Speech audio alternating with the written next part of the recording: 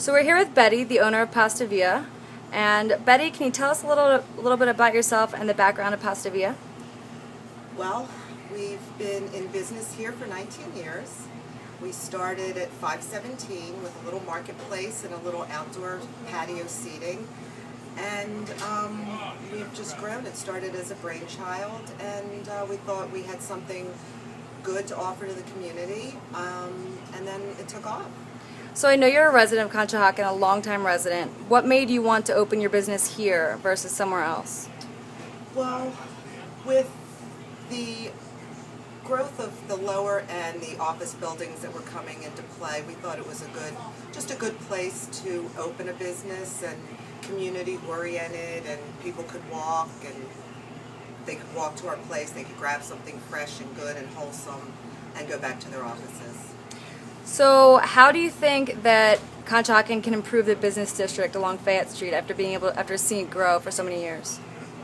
Well, I think the planners need to realize that they need to not limit the business district to the lower end. They need to include all of Fayette Street. I often speak with people down at the Borough Hall, and I say, you know, after 7th Avenue, we feel like redheaded stepchildren, because not only did we not get the streetscape improvements, we don't get any of the lighting or anything else that they're doing in the lower end district. So what is your favorite part about owning their business here?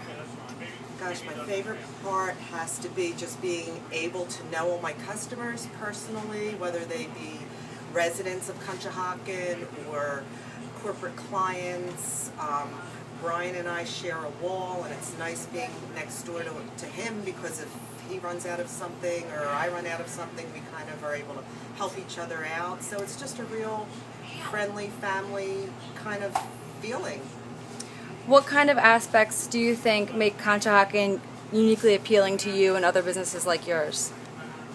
Well, I think that the major aspect and why we got all the growth is the proximity to the airport. I mean, you could be anywhere within 20 minutes if you're in Conshohocken. I mean, geographically, it's just an ideal place. How do you think that Pasta Via integrates into the business district and the community as far as residents are concerned?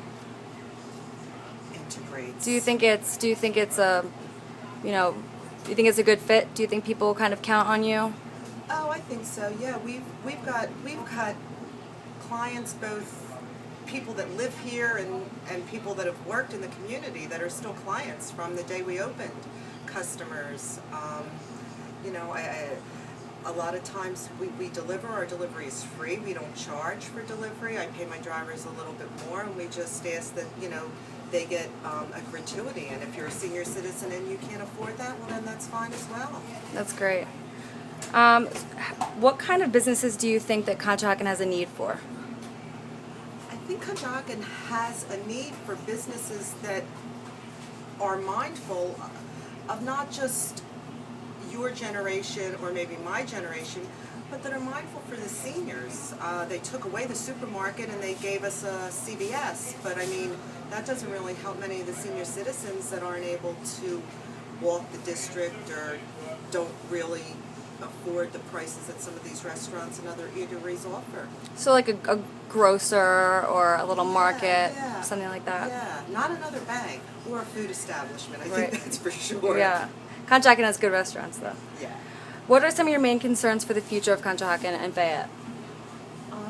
I don't think that anyone is really concerned about the integrity of our town. We're not being branded. I think we're being,